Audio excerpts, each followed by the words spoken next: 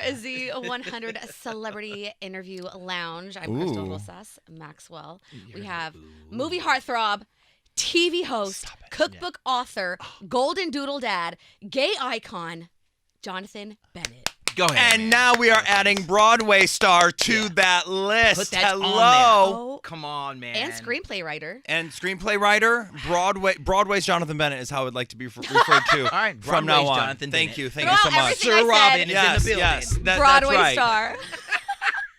Dude, all of the things that you have been able to do, you've been able to fill your heart with so much just joy, imagining that all of these different things that she mentioned are things that you just have maybe dreamt of at some point in time, and now to watch it be what it is now, stepping onto the Broadway stage and to add that notch to the bedpost, so to say. How's it feel? I mean, I wanted to be on Broadway since I was 5 years old. Like that's been the dream of my whole life. And then I moved to New York and was going to pursue that dream. And then all of a sudden I booked a soap opera. All my children, for those kids that are listening, soaps are things that you used to watch on TV on your cable during the day when your parents were at work. And you were sick. And cable is something that you used to have before things were streaming. So just to keep it for the youngsters out there listening. So I ended up booking a soap and then started my TV career, and that kind of turned into movies. And I never really went back and got to scratch that itch of like, but I wanted to do Broadway. That was like my goal. Musical theater is my life. And then one day a phone call comes in and they're like, hey, would you like to be in Spamalot on Broadway? Come on. And you're like, wait, what? I like Spamalot, like Tony Award Tony, winning. with all the Tony Award winners and nominees and the best, one of the best musicals and funniest musicals ever written. And I just jumped at the chance. I was like, absolutely. What I don't think I've ever said yes to something quicker in my life. Like by the time the email came in, I already called my manager and was like, yes. Yeah, I don't care what it is. Just yes. And it came in on Christmas Eve. Oh God, what a And blessing, man. we signed it on Christmas Eve, and 2 days later we left. So we packed all Christmas Day, and 2 days later we were on a plane flying to New York. Holy crap, dude. Crazy. Damn it. Well, I think it's crazier that you were writing a play about not being on Broadway. Yes. Yes. So here's the irony of how you manifest things, right? So I was writing a musical about a guy that's never got to go to Broadway. And in that musical is a scene where he like gets his moment. And literally I like presented this musical 2 weeks before I got the phone call. Damn. And so think about this. For 35 years and holding, because that's how old I am. Just kidding, 42. But for 42 years, I have wanted this. Wow. And then you put it on paper and put it into action and actually like be real specific about what you want. Yeah. And then the universe was like, oh, that's what you wanted. Okay, here. And they give you it, and you get to go do it. What does it feel like to know that this was the time? It wasn't in, 2012 or 2013 or the year 2000 when you maybe felt that you wanted to or you were ready, but you weren't. But now this was the time that you were in this space and the universe said yes now. I wouldn't have been ready if it was earlier than this, Yeah. right? I don't think it would have been the time in my life to be like, everything wasn't lined up the way it needed to be for this to happen. Yeah. Like I wasn't ready. I was a kid, I was, just like, like didn't have my head on my shoulders the way it is now and didn't have the focus I have now. If I would have gotten this 10 years ago, I don't think I would have been focused as I am now, like during the rehearsal process and all the things we had to do to make sure that when you do it, it's great. Yeah, 100% understand. And you've worn so many hats since Yes. this moment. I mean, all the shows you've been on and hosted and movies and Are you auditioning for The Voice right I'm now? auditioning for The Voice. I just spun around in my chair. Just putting that in there. Am I Miley manifesting that Cyrus? part. you think that all accumulated to like you being on stage like Yes, it's definitely like hosting, right? I host a ton of shows, host a ton of TV shows, host Times Square New Year's Eve live for 6 hours in Times Square, like hosting the ball drop. And so I think all the little things I've done have kind of prepared me. I don't want to say little things, big things that I've done have prepared me to be able to have the confidence to walk out on that stage. Absolutely. And you've been so open about a tragedy that happened to you, losing both of your parents within like just such a short time. I mean, what are they thinking now in heaven? They're smiling. Like my mom, opening night to, the blessing and the pitfall of opening night on Broadway is you're like, my mom and dad took me to see Broadway shows when I was in 7th grade all the way until my senior year. We came every Thanksgiving and saw like 5 or 6 shows, and we did that every single year of my high school. And so like the one thing that I wish that would have made opening night perfect is to have them there, but I know they were looking down on me, and I know I was flooded with so much love and warmth from all of my friends and family, and everyone was just like sending so many flowers, and so I felt so supported and so right. And it's also like one of those things where I'm not so sure that my mom didn't have something to do with this. Like, there's some strings being pulled somewhere. She's talking to somebody. She's letting some folks know. She's on the council of something. She's on the board. Yeah. She is on the board. On the board. Yeah. When you think about those moments when you were younger, coming and looking at those people on the Broadway stage and, you know, letting your mind go there and imagining one day that's going to be me. For you to be that person for others that are that age, looking up at you from those seats. Let me tell you about that. It was kids' night on Broadway the other day, and all the kids came, and I about bawled my eyes out because I'm in Spamalot on Broadway. If you're listening now and you're just tuning in, Spamalot on Broadway. Yep. Jonathan Bennett as Sir Robin. Buy your tickets now. So the kids, when you look out, and it's about, you know, the Knights of the Round Table, so we have those like crowns that you can get that say Spamalot, like the Burger King looking crowns. You look out in the audience, and there's a sea of kids with the crowns.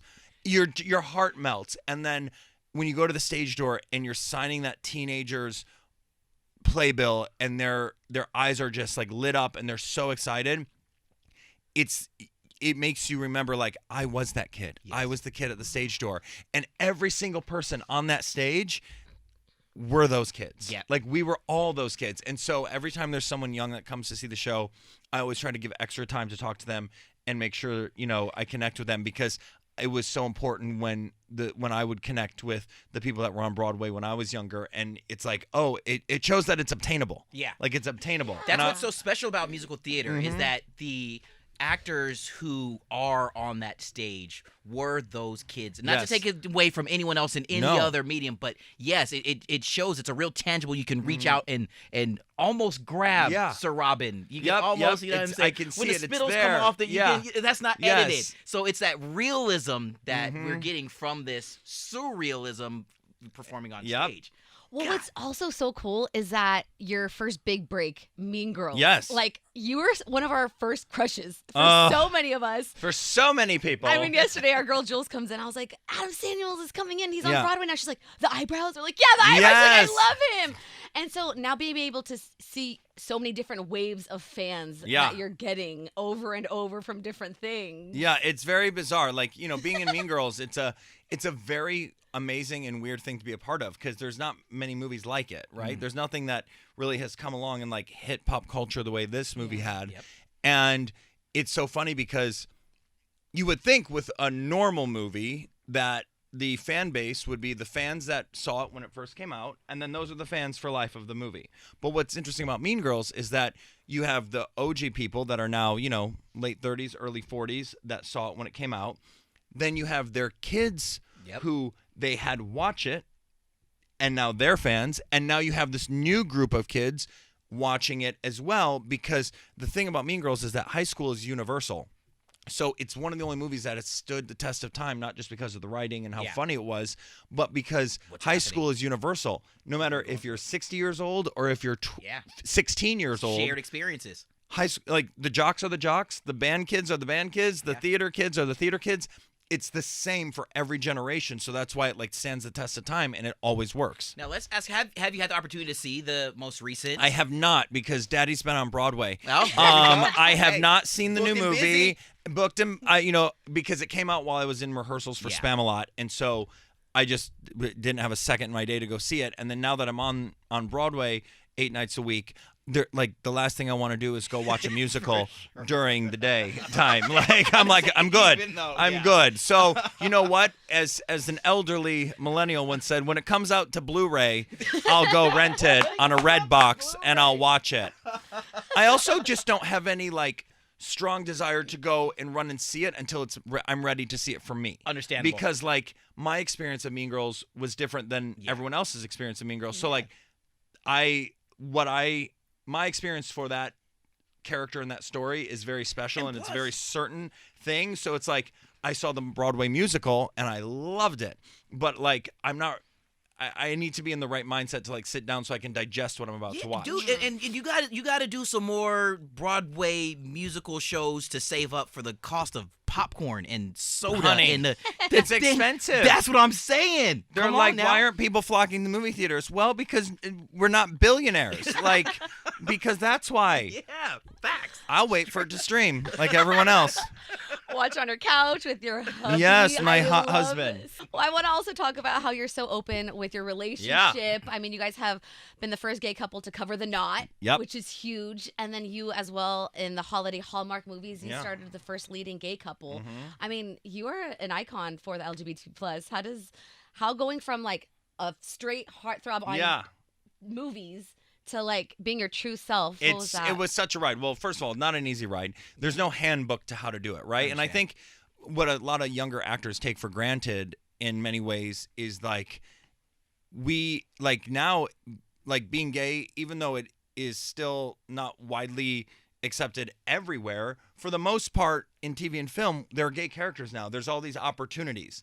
And when I was 20 years old and breaking onto the scene, like there was no Ryan Murphy. Like Ryan Murphy hadn't happened yet. You know what I mean? Like all that Glee wasn't a show yet. And so it was a much different time in the entertainment industry. And so we were told by the consensus of everyone, I use everyone in air quotes, to just be like, well, who said this? Well, everyone kind of said it. Yeah. Like you can't be gay and be a lead heartthrob in movies and TV. Like if they find out you're gay, you're never going to work. And that was kind of the consensus in Hollywood. That's just how it was. You know, it just was.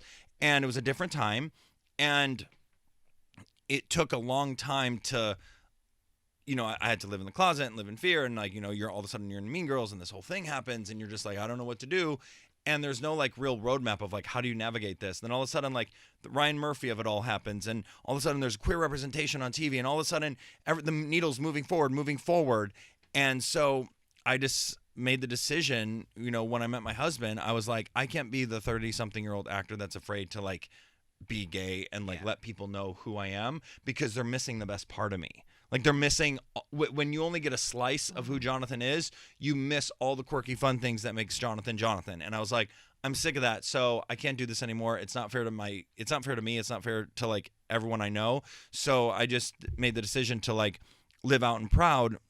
And then when I did that, I realized I was in a position where I could use my voice to move needles. Yes. And I was like, well, now that we're here and I haven't been able to do what I wanted to do for so many years, let's go full throttle. So we started doing things like being the first gay couple on the cover of The Knot. We designed. My husband designed the first same-sex engagement ring for a major retailer with Kay Jewelers. So like our wedding band and engagement band is like one of the first same-sex engagement rings available for all couples nationwide at Kay Jewelers. So it's like, so that way when people now walk into a Kay Jewelers who are queer and want to say, hey, do you have something for me? They say, yes, we do actually. And there's something specifically made that's for you. You know, it doesn't have to be, you know, made custom. It's just available and it's part of their collection. And so things like that we're doing to try to move the needle forward and just show relationships, you know, with Hallmark Channel, showing queer love stories that look just like everyone else's love story, I think is really important in telling queer stories, because a lot of times you move the needle with people by showing how much our love looks like everyone else's. Yeah. And so being able to make content and movies that are for everyone, that your whole family can watch, that everyone can watch together, and, you know, see what a gay relationship and gay love looks like, I think is really important because it helps move the needle. Also from a true, genuine perspective. Yeah. Where it's a lived experience for you. Right. It's not someone who thinks that it's supposed to be a way because they Yes. think that that's how it's supposed. It's Yes. like, no, Yes. let me be in the boardroom. Let me be in the writer's room. Yep. Let me be the one that's putting pen to paper to give And you a true, you know what's so genuine funny? When experience. we did one of our first movies, we were talking about wardrobe, and in one of the things that we said, they're like, well, how are we going to dress these characters? And I said, we're going to dress them like every other guy, other guy on the network. Like when we're talking about wardrobe design, I'm like, they're going to look just like everyone else. We're not going to put them in anything different. They're going to wear flannels, they're going to wear boots, and they're going to look just like everyone else because that's what these characters would wear. Yeah. And it was a great moment where we're all like learning together and like figuring out how to tell these stories. And so, things like that I think are really important because I think my goal and my passion in life has become telling these stories and moving the needle forward and changing hearts and minds. Because I always say, if you watch and love RuPaul's Drag Race, we already have you on our side, right? We already got you. Yeah. You're in. I want to talk to the people that maybe have never met a gay person or never thought they had met a gay person, or maybe that don't see the value in everything going on in the gay community. Those are the people that I'm going after. Yeah. Those are the people I want to make movies for and talk to, because that's where you make the change. That's where you move the needle. That's where you change the hearts and minds. Damn it, hold on. And I think seeing just like ahead, you yes. be yourself and like even reprise roles when we saw you with Ariana Grande on the Yeah. Thank You Next video. Yes. Like, that was so cool to see because that was after you already came out. Yeah. And like you were just as loved even Yes. more because you were you. Yeah. How was that experience? It's so fun when you are able. I mean, working with Ariana Grande, first of all, legend, icon, Straight up. and Yes. one of the kindest people in the world. She is so lovely, I had a cookbook at the time, and I still have a Mean Girls. There is an unauthorized, unofficial parody cookbook legally for Mean Girls fans. Yeah. Unauthorized, unofficial parody cookbook for Mean Girls fans. Fettuccine Alfredo. There's Fettuccine Alfredo. It's called the Burn Cookbook. Yep. And I had it on set, but it was in my dressing room, and we were carrying a stack of books, and I was like, oh, I would love to carry the book, my cookbook, in the music video, so that way like people see it. Yep. And Ariana was like, wait, do you have it here? I'm like, yeah, it's in my dressing room. She's like, go get it. We'll wait. And I've never run faster in my life to go get that book and come back. But does it shows you? She's like, no, let's sell it. Yeah. Let's get people to see it. So like, it's just I cannot say what I love about her. And I'm saying this, I don't know if she would say this, and I don't know, but I think so. I think she's just a musical theater kid trapped in a pop star. And that's the most beautiful, fun thing about her, right? Because she's such a musical theater kid. And so she's just like, she's like the girls you went to high school with that were in all your musicals. Like, she's just that girl, and then became this huge pop star, but still is obsessed with Wicked. And that's what makes her so friggin' lovely. So I know we didn't get to see Mean Girls yet, but when Wicked hits theaters on Thanksgiving. Oh my God, Have you I'm seen ready. the trailer? All right, Have so I that's gonna seen be the one. trailer? Yo, I seen the trailer 12 times? What do you think? It's amazing. It's absolutely amazing. It is there for so good. Be there. But for also that. so funny how full circle it is. Now you're working with Ethan Slater. Do you Yes. see why like they get along so well? I and, mean, like, Ethan is so wonderful. I call him my emotional support cast member because he's just like always there, always steady, always kind. Yeah. And okay. you're like, and everyone's always kind, but there's just something very like grounding about being around Ethan. So and we share a dressing room floor. So it's like when you hear that door open, you know Ethan's there. You're like, oh, Ethan's here. Okay, cool. Like he's like the steady rock. As we great. as we think about what it's like to open up the dressing room door to prepare for that moment as you're getting ready to hit the stage. I mean, it's been not too long. I mean, your first your first show it was a couple of weeks ago. Yeah.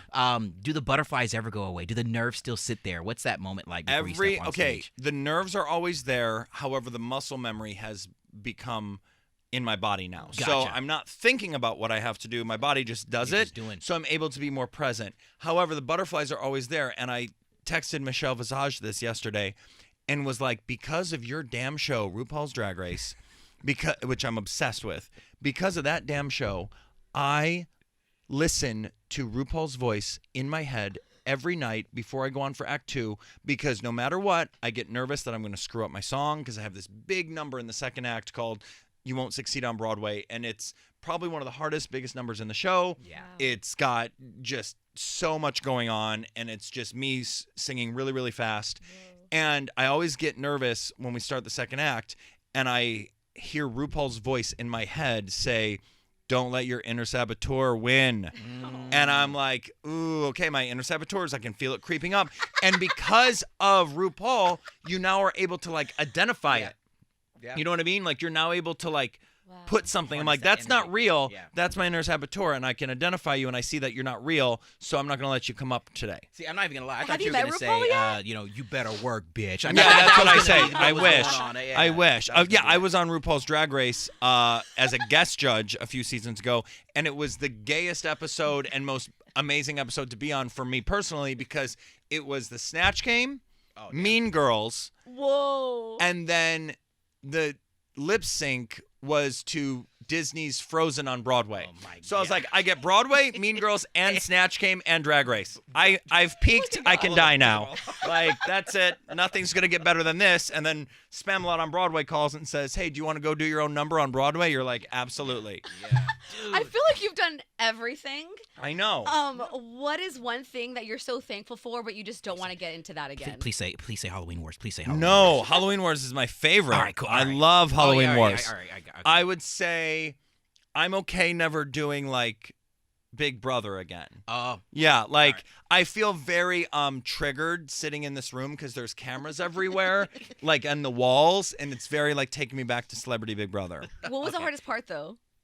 Just the mind of it all, like, the mind, you know what, that is. Like, it screws with your brain. That's for sure. Yeah, I think I screwed up when I was saying please say Halloween. I was not thinking of the context of the question because what you have done eating cupcakes and Halloween cupcakes Wars, and yeah. all those things. You were getting saying, nervous. please do more Please Halloween do more. Wars. Yeah. Because Halloween Wars, Food Network. Yep. I mean, I'm telling you. Here's the thing. What do they do with the food after the show wraps? I mean, you got 9-foot-tall Frankensteins made of chocolate ganache and all the like. You look fit, so I know it doesn't go to you. Yeah. What happens? I don't eat them. It's very, very sad. They get thrown away. Right after the show, they just get tossed in the trash. Man. So if someone wants a leg, they can take another backpack. Yeah, but shoot other me a than text that- next time so I can. Because be they there got for the they got an demolition. episode to do the next day. Yeah. I mean, they take it into like the back. There's like a back room holding thing, so it sits there for a little bit, so people can take their photos and all that stuff.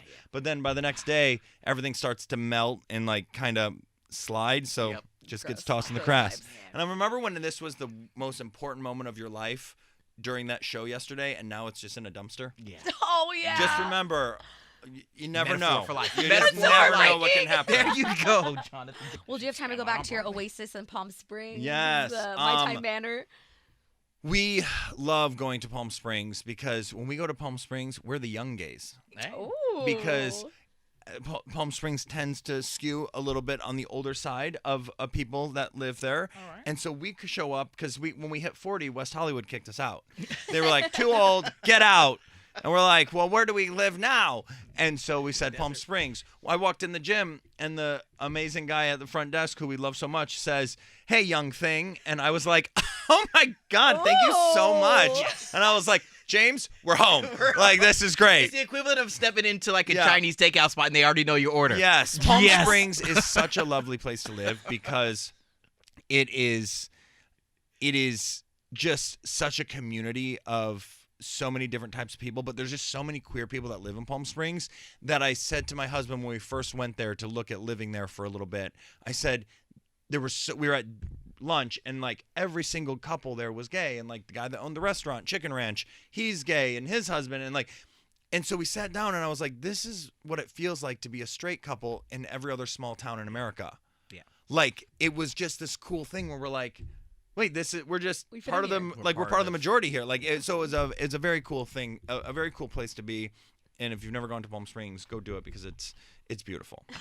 And I know that you've lived here before for work, and now you're living here for extended time for Broadway. How do you love living in New York City? I mean, at first, not gonna lie, when you got a pool in Palm Springs and it is January and it is the perfect temperature outside in Palm Springs when it's gorgeous. I was like, how are we going to do the snow in New York? However, I brought my husband and my dog, and we have a great routine now, and we have a dog park that he likes to go to.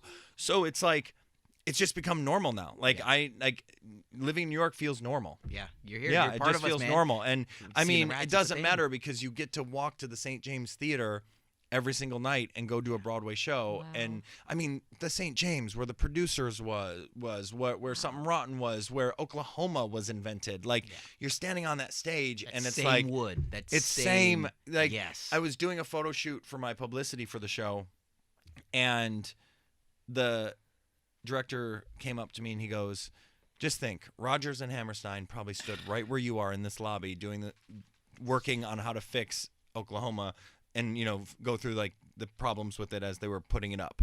And you're standing there like doing your photo shoot. It's just... And your parents used to bring you every Thanksgiving. It's just, come on. It's too much. Oh, it's too much. No, it's bestowed upon you because you were the right person, because this was your time. Yep. And you're doing it for all the right reasons, Yep. which we covered here in the conversation. I mean, it was meant to be for you now, and it's just Do you such a wanna just special keep thing. doing Yes, Broadway? of course. I'm Like, never is it leaving Broadway. Broadway, you're Stuck stuck with me.